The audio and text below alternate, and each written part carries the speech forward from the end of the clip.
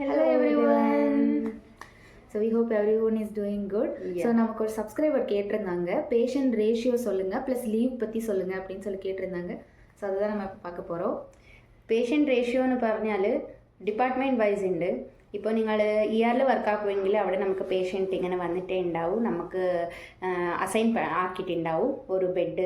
ഈ 3 ബെഡ് നിങ്ങളുടെ 1, 2, 3 ഇപ്പോൾ എൻ്റെ എന്ന് പറഞ്ഞാൽ ആ ബെഡിൽ വരുന്ന പേഷ്യൻ്റ് അല്ല എൻ്റെ പേഷ്യൻ്റാണ് എൻ്റെ ഷിഫ്റ്റിൽ.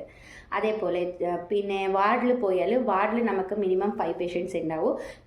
ഇപ്പോൾ നിങ്ങൾ ജൂനിയർ ആയി ന്യൂ ആയിട്ട് ഫ്രഷർ എങ്കിൽ നിങ്ങളാണ് അഡ്മിഷൻ എടുക്കേണ്ടത്. സോ 5 മേ ബി ഇൻക്രീസ് ആയിട്ടേ പോവും.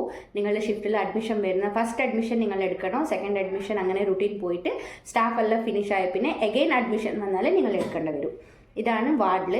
ICUവിൽ വന്നിട്ട് നോക്കുമെങ്കിൽ ICUവിൽ ഒരു സ്റ്റേബിൾ പേഷ്യൻറ്റും ഒന്ന് അൺസ്റ്റേബിൾ പേഷ്യൻറ്റും കൊടുക്കും. ഒരു നല്ല സിക്കായ പേഷ്യൻറ്റ് കൊടുത്തിട്ടുണ്ടെങ്കിൽ നിങ്ങൾക്ക് ഒരു നല്ല സ്റ്റേബിൾ ആയിട്ടുള്ള ഒരു പേഷ്യൻറ്റ് തരും. അങ്ങനെയില്ല 2 സ്റ്റേബിൾ പേഷ്യൻ്റ് എങ്കിൽ നിങ്ങൾക്ക് ഇനി ഒരു പേഷ്യൻറ്റ് കൂടി ആഡ് ആക്കി തരും. പിന്നെ നിങ്ങൾ അതേപോലെ നിങ്ങളിപ്പോൾ ഫ്രഷർ എങ്കിൽ നിങ്ങൾക്കാണ് ഫസ്റ്റ് അഡ്മിഷൻ വരിക. സോ ഫസ്റ്റ് അഡ്മിഷന് നിങ്ങൾക്കായിരിക്കും. ഇങ്ങനെയാണ് എല്ലാ വാർഡ് ICU ആൻഡ് ER എല്ലാ സ്ഥലത്തും ഇങ്ങനെയാണ് പേഷ്യൻറ്റിന് തരുന്നത്. ബട്ട് അക്കോർഡിംഗ് ടു ഹോസ്പിറ്റൽ ആയിരിക്കും. ബട്ട് ഞാൻ വർക്കാക്കിയ ഹോസ്പിറ്റലിൽ ഇങ്ങനെ ആയിരുന്നു തന്നത്, അതാണ് പറഞ്ഞതാണ്. ஓகே தென் லீவ் பற்றி கேட்டிருந்தீங்க.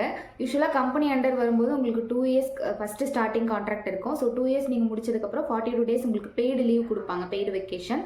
சப்போஸ் நீங்கள் டேரெக்டாக வர மாதிரி இருந்துச்சுன்னா உங்களுக்கு 1 இயர் ஒன்ஸ் நீங்கள் வந்து வெக்கேஷன் எடுத்துக்கலாம். 1 இயர் கம்ப்ளீட் பண்ணிட்டீங்க அப்படின்னா 21 டேஸ் உங்களுக்கு பெய்டு வெக்கேஷன்ஸ் கொடுப்பாங்க.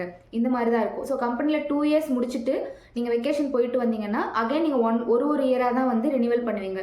ஸோ அப்போ உங்களுக்கு 1 இயர் முடிச்சதுக்கப்புறம் அகைன் 21 டேஸ் உங்களுக்கு பெய்டு வெக்கேஷன் கிடைக்கும். இப்படி தான் நமக்கு லீவ் கிடைக்கும். But one thing, direct hospital വന്നാലും ഡയറക്റ്റ് ക്ലിനിക് വന്നാലും നിങ്ങൾ 2 ഇയേഴ്സ് ഫസ്റ്റ് കോൺട്രാക്ട് ഫിനിഷ് ആക്കിയിട്ട് നിങ്ങൾക്ക് 42 ഡേയ്സ് ലീവ് കിട്ടും.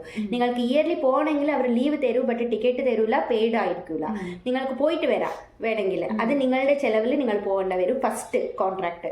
സെക്കൻഡ് കോൺട്രാക്ട് വരുമ്പോഴാണ് നിങ്ങൾക്ക് ഇയർലി வெக்கேஷன் கிடைக்கும். ஸோ அது உங்கள் கான்ட்ராக்ட்லேயே அவங்க மென்ஷன் பண்ணி தான் உங்களுக்கு கொடுப்பாங்க. ஸோ நீங்கள் அதை படித்து பார்த்தாலே உங்களுக்கு கிளியர் ஆகிடும். ஓகேவா? ஸோ ஐ ஹோப் நாங்கள் கிளியர் பண்ணிட்டோம்னு நினைக்கிறோம். தேங்க்யூ ஃபார் வாட்சிங். Bye bye.